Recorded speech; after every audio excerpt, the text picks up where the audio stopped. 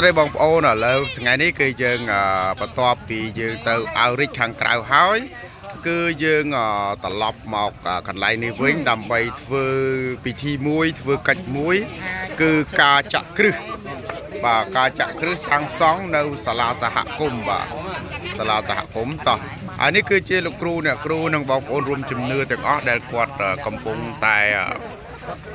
បាទជុំគ្នាក្នុងការអធិដ្ឋានសម្រាប់ការចាក់គ្រឹះសាងសង់បាទជើងមួយជើងមួយ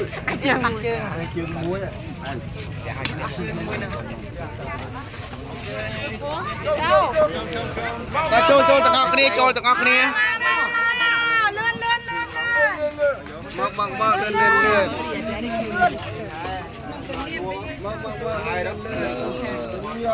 Let's do it. Come. Guys, can you get your team? Yeah. Team flyers. Come on. Team flyers. Nhưng vậy chứ mà chưa làm đúng.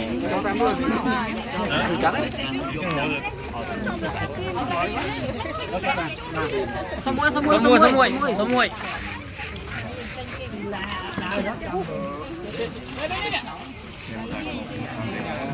The famous what? Camera guy ends up going in the foundation. He always survives though. Not great documentary.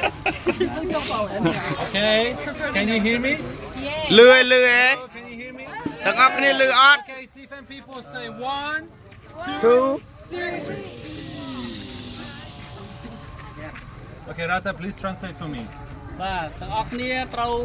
ស្ងាត់ទាំងអស់គ្នា We are doing our field dedication and our church dedication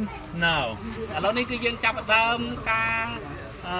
អធិដ្ឋានសម្រាប់ការបុកគ្រឹះក្នុងការសាងសង់អគារ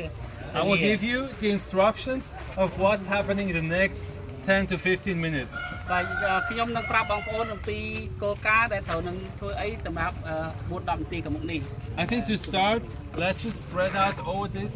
land here and pray together. បាទសូមទាំងអស់គ្នាបានទៅឈរឲ្យបានជុំវិញនៃកន្លែងត្រាសេហ្នឹងទាំងអស់គ្នា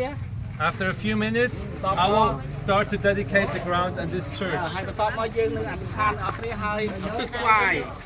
After we've done that, បន្ទាប់ពីយើងធ្វើហ្នឹង we will pour over the cement. បាទស្ដាប់សិនគឺបន្ទាប់មកយើងនឹង And once we've done that, បាទបន្ទាប់ពីយើងធ្វើដល់ហើយ I want all of you to go to the crusade fields. ហើយបន្ទាប់មកយើងនឹងចេញទៅកន្លែងកដក And we will pray for the entire crusade យើង field. អធិដ្ឋានសម្រាប់ក្នុងស្រែខាងនោះដើម្បីប្រាប់កម្មវិធី